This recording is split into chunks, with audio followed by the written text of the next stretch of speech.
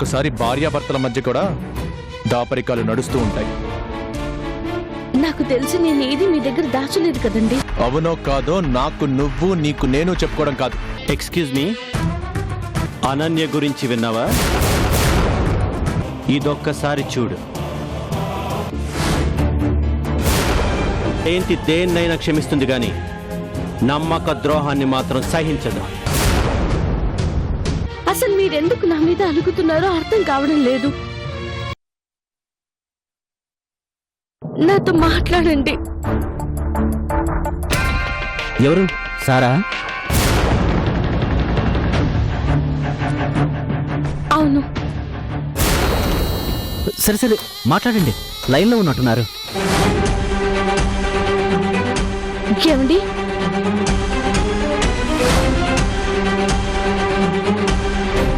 Hello hello hello.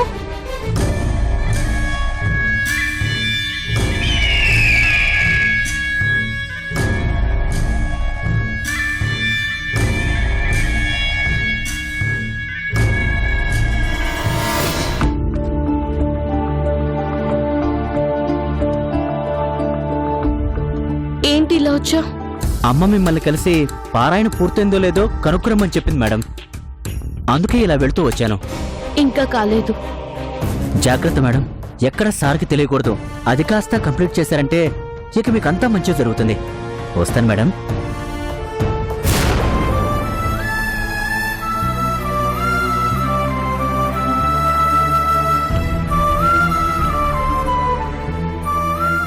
అవును, సురేష్ ఎక్కడా? ఒకసారి పిలవండి. లేడు రాజా, ఏదో పనుందని గంట పర్మిషన్ అడిగి వెళ్ళాడు. అసలు ఎవరిచ్చారు వాడికి పర్మిషన్? అయినా ఆఫీస్ టైంలో బయట పనిలేండి. అసలు ఈ మధ్య తన ఆఫీస్లో కంటే బయటే బాగా తిరగడం అలవాటైపోయింది. ఏదో అర్జెంట్ పని ఉన్నదంటే నేనే వెళ్ళమని చెప్పాను.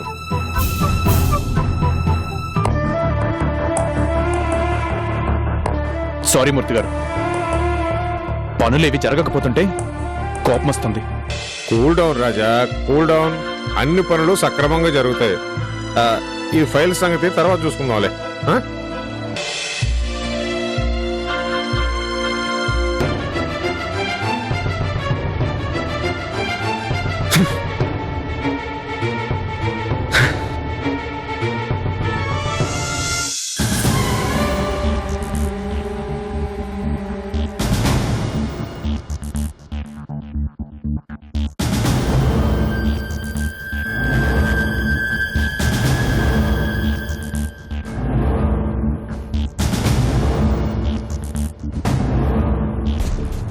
ఇది తప్పించుకొని రావడం కాకపోతే ఏమంటారు?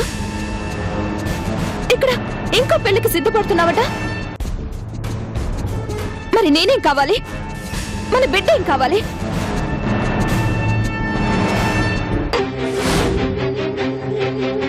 అసలే అనన్య గురించి టెన్షన్తో సస్తూ ఉంటే మధ్యలో రామయ్య ఒకడు అయిందానికి కాందానికి జయంతి ముందు అనుమానం వచ్చేలా మాట్లాడుతున్నాడు.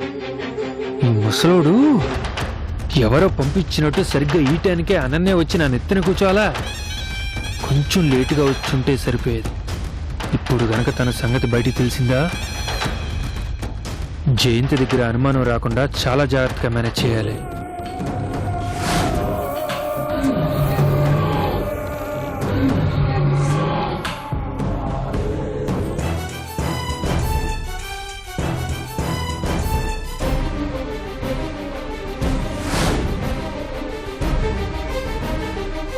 నవీన్,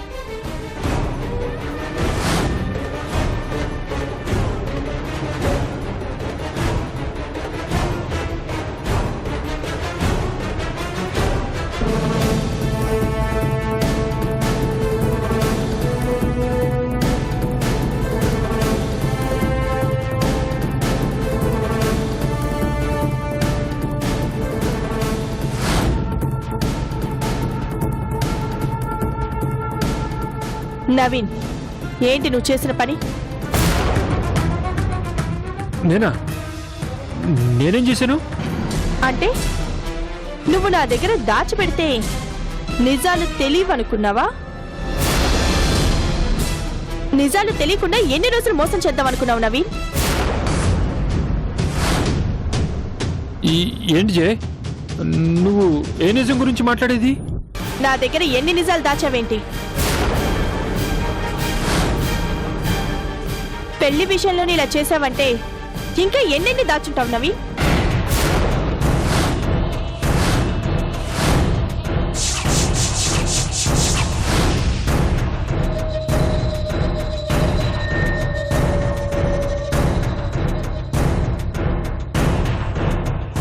ఏం మాట్లాడవేంటి? అది నేను యాక్చువల్లీ అనన్య. అనన్య? అనన్య ఎవరు?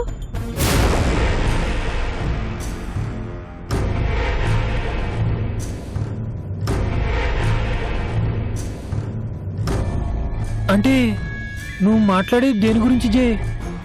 పెళ్లికి స్పెషల్ సూట్ డిజైన్ చేస్తాను అంటే వద్దని చెప్పావంట.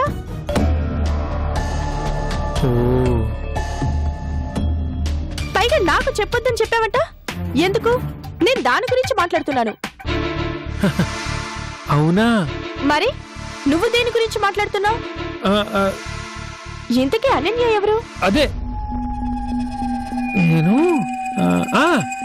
అనన్య ఫ్యాషన్ డిజైనర్స్ వాళ్ళకి ఆర్డర్ ఇచ్చాను. వాళ్ళు సూట్స్ లో స్పెషలిస్టులు, అందుకే ఇక్కడ వద్దన్నాను. బాలే వాడివే. ఆ విషయం నా దగ్గర దాచడం ఎందుకు? ముందే చెప్తే సరిపోయేది కదా. సరిపోయేదే, కానీ పెళ్లి రోజున సూపర్ డ్రెస్ లో కనిపించి సర్ప్రైజ్ ఇద్దాం అనుకున్నాను, అందుకే చెప్పలేదు జే. ఓహో, ఆహా, అంతే, అంతకన్నా ఏం లేదు జే. నువ్వు అనవసరంగా ఏం ఆలోచించుకు.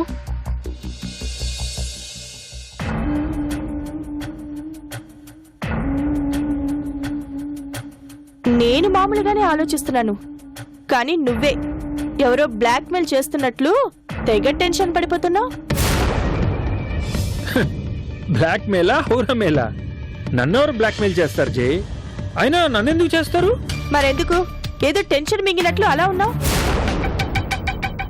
నీకు ఫ్యాషన్ డిజైనర్ నచ్చలేదు అంటే ముందే చెప్పాల్సింది. నీకు నచ్చిన చోటే తీసుకోమని చెప్పేదాన్ని కదా. నా దగ్గర చెప్పొద్దని చెప్పడం ఏంటి? అంటే అది జే, నీకు చిన్న సర్ప్రైజ్ ఇద్దామని. నాకు నిజం దాచేవాళ్ళంటే చాలా అసహ్యం నవీన్. ఆ విషయం నీకు కూడా బాగా తెలుసు. కృష్ణ విషయంలో నేను చాలా దెబ్బతిన్నాను. తను నిజాలు దాచటం వల్ల నా జీవితాన్నే చాలా కోల్పోయాను. అదేలే, చిన్న విషయంలో కూడా నేను ఇలాంటివి భరించలేను నవీన్. ఒకసారి లైఫ్లో దెబ్బతిన్నాను. పదే పదే అలాంటివి పడాలంటే నాకు ఓపిక లేదు, అంత ధైర్యం కూడా లేదు. కమాన్ జే, ఇంత చిన్న విషయాన్ని కూడా అలా ఫీల్ అయిపోతే ఎలా చెప్పు? చెప్పాను కదా, ఏదో నీకు థ్రిల్ కలిగిద్దామని అలా చేశాను అంతే. ఇంకెప్పుడు ఇలాంటి పనులు చేయను. నీకు ఇష్టం లేదంటే చెప్పు, ఆ డిజైనర్ దగ్గరికి వెళ్ళి నా సూట్ డిజైన్ చేయించుకుంటాను. అవసరం లేదులే, ఇంకొకసారి నా దగ్గర ఏమి దాచుకో, సరేనా? Okay G.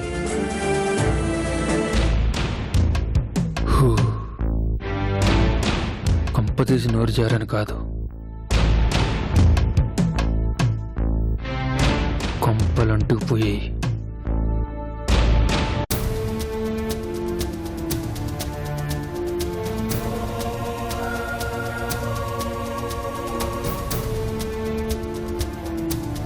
ఎవరు? సారా? ఎవరు? సారా? ఎవరు? సారా?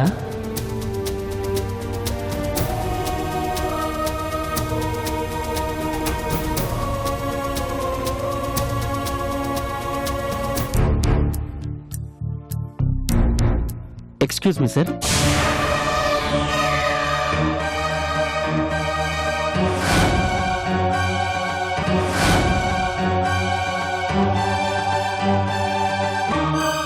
రా. నమస్తే సార్. తీసుకోండి సార్, దేవుడి ప్రసాదం. దేవుడి ప్రసాదమా? అవును సార్, ఈరోజు నా పుట్టినరోజు సార్. అందుకే గంట పర్మిషన్ అడిగి గుడికి వెళ్ళాను. దేవత దర్శనం చేసుకున్నాను. దేవతకి సంతృప్తి కలిగేలా పూజ చేశాను. ఇదిగోండి సార్, ప్రసాదం తీసుకోండి.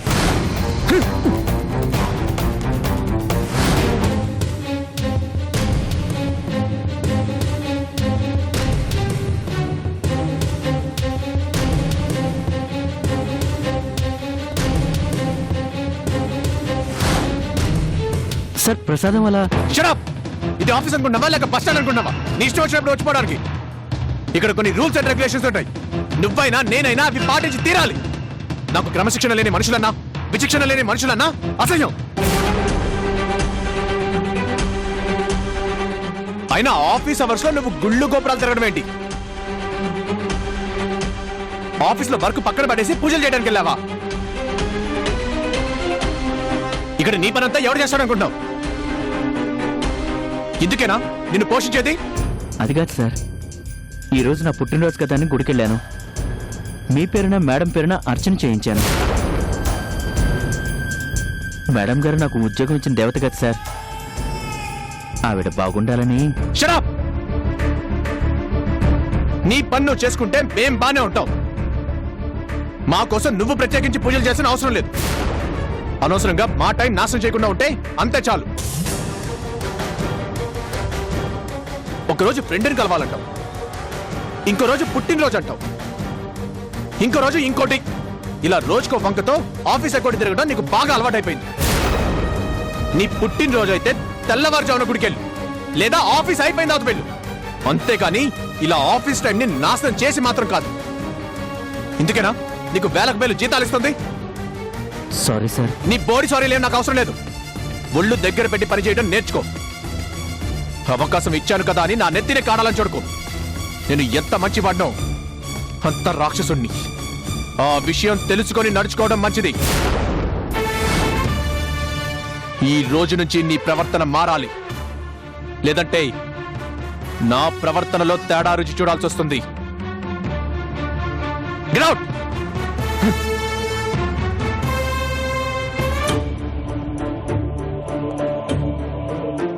ఏంటి రాజా ఇది? ఇంత చిన్న విషయానికి అంత కోపడతావేంటి?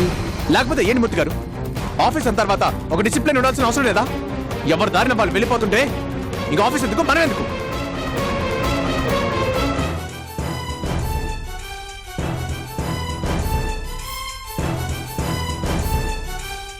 ఎవరికైనా బర్త్డే అయితే గిఫ్ట్లు కొనిచ్చేవాడు, లీవ్ తీసుకుని భార్యా బిడ్డలతో హాయిగా గడపమనేవాడు. అలాంటిది సురేష్ విషయంలో ఎందుకు కోపడుతున్నావో నాకు అర్థం కావడం లేదు రాజా. ఈ రోజు ఆఫీసులో పెద్దగా వర్క్ కూడా లేదని నేనే పంపించాను రాజా. నేను ఈ రోజు జరిగిన దాని గురించి మాట్లాడట్లేదు మూర్తి గారు. ఈ మధ్య తన ప్రవర్తనలో చాలా మార్పు వచ్చింది. చందు చెప్పింది కదా అని పిలిచి ఉద్యోగం ఇచ్చాను. దాన్ని అడ్వాంటేజ్ గా తీసుకుంటున్నాడు, అందుకే అరిచాను. అయినా మా గురించి పూజలు చేయడానికి వాడెవడండి? Nonsense. కష్టకాలంలో జాబ్ ఇచ్చి ఆదుకున్నావు కదా రాజా, ఆ కృతజ్ఞత అలా చూపించుంటాడు. అయినా పుట్టినరోజు అని చెప్పిన తర్వాత కూడా అలా తిట్టడం ఎందుకో నాకైతే మంచిగా అనిపించడం లేదు రాజా. అయినా తప్పంతా నాది, నేనే పర్మిషన్ ఇవ్వకుండా ఉండాల్సింది.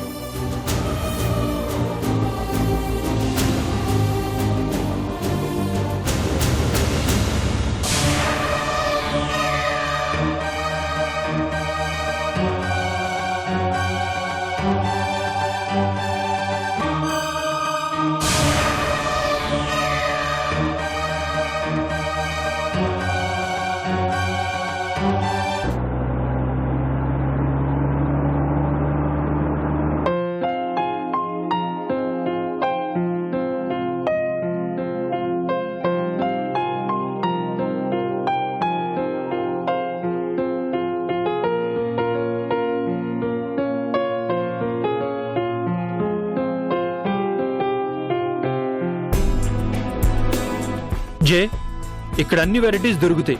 నీకేది కావాలంటే అది. ఏమాత్రం కాంప్రమైజ్ కాకుండా నీకు నచ్చినవి తీసుకో, ఓకేనా? అలాగే నవీన్, నీ ఫ్రెండ్స్ కి రిలేటివ్స్ కి కూడా బట్టలు ఏమైనా పెట్టాలనుకుంటే అవి ఇప్పుడే తీసేసుకో. అలాగే, ముందు నువ్వు తీసుకో, మిగిలిన తర్వాత నేను తీసుకుంటాను. ఏం కావాలి సార్? పెళ్లికి పట్టు చీరలు కావాలి. ముందు చీరల సెలక్షన్ అయిపోతే తర్వాత మెన్ సెక్షన్కి వస్తా. చీరల సెక్షన్ అక్కడ సార్. ఓకే.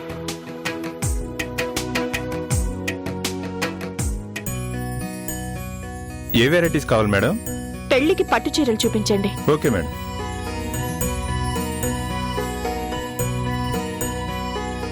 బాగుంది కదా?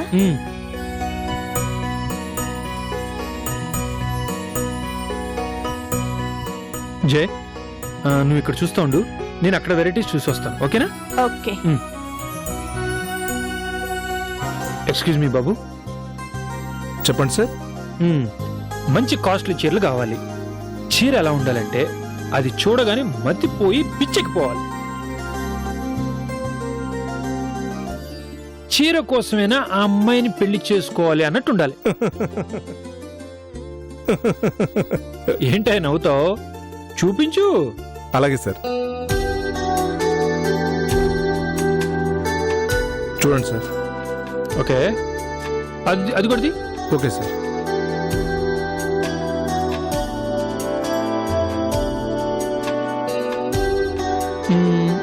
ఇంకోటి చూపించు. ఇది చూడండి సార్. ఇంకోటి. Okay sir. అది ఆ పింక్.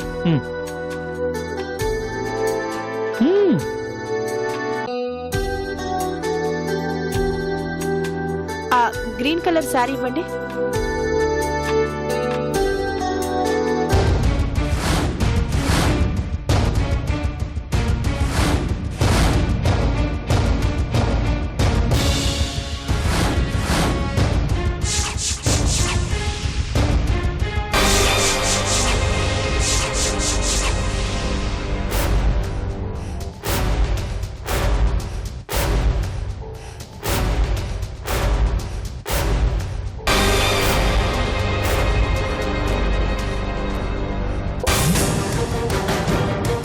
మై గాడ్, తిని ఇక్కడికి వచ్చిందేంటి? వచ్చినట్టు ఉండగా జయంతితో మాట్లాడుతుందేంటి? ఏం జరుగుతుంది? ఏం మాట్లాడుతూ ఉంటుంది?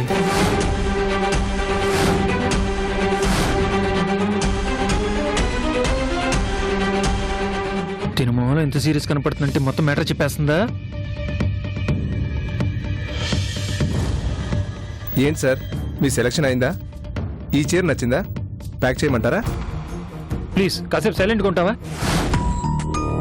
మీ దగ్గరే టైం వేస్ట్ అయితే మిగతా కస్టమర్లకు కూడా చూపించాలి కదా సార్. నా మైండ్ తినకరా బాబు. ఏంటి సార్ మీరు ఇందాకటి వరకు జోకులు వేశారు, ఇప్పుడేమో సీరియస్ అయిపోతున్నారు. ఒరే పిచ్చికి ప్లీజ్ రా, నన్ను వదిలేరా బాబు.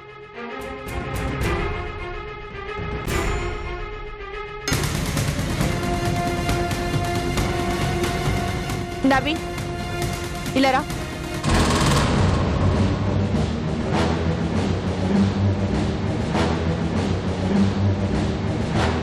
ఇలా రా. పిలిచిందా? చచ్చాం. ఇప్పుడు నా గురించి ఏం చెప్తుందో ఏంటో ఇది. రా, నిన్నే. వస్తున్నా.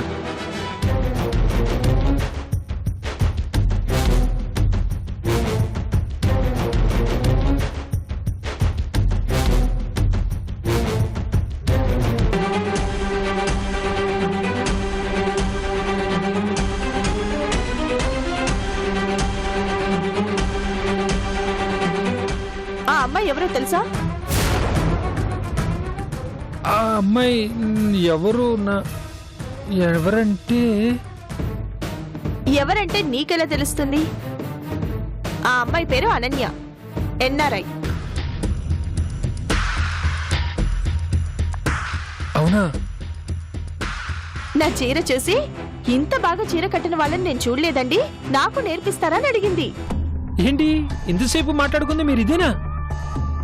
ఇదేనా అంటే ఇంకా చాలా మాట్లాడుకున్నా. అదే ఏం మాట్లాడుకున్నారు? ఏమేమి మాట్లాడుకున్నారు? నీకెందుకంత ఎక్సైట్మెంట్? నాకా? నా ఎక్సైట్మెంట్ ఏముంది? ఊట్నే అయినా నాకెందుకులే. చాలాసేపు మాట్లాడుకున్నారు కదా, ఏం మాట్లాడుకున్నారని అడుగుతున్నాను అంతే. మేం పరిచయం అయిందే ఇప్పుడు. ఏం మాట్లాడుకుంటాం? తను చీరల గురించి చెప్తుంది అంతే. ఆ నవీన్, ఇక్కడ కొన్ని సారీస్ సెలెక్ట్ చేశాను, అక్కడ కూడా చూసొస్తానే.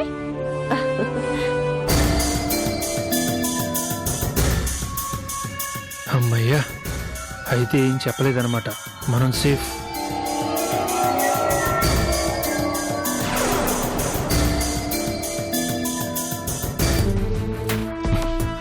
ఈ పూటకి షాక్ చాలే. నిన్ను చూడగానే చాలా కంగారు పడిపోయాడు. పద.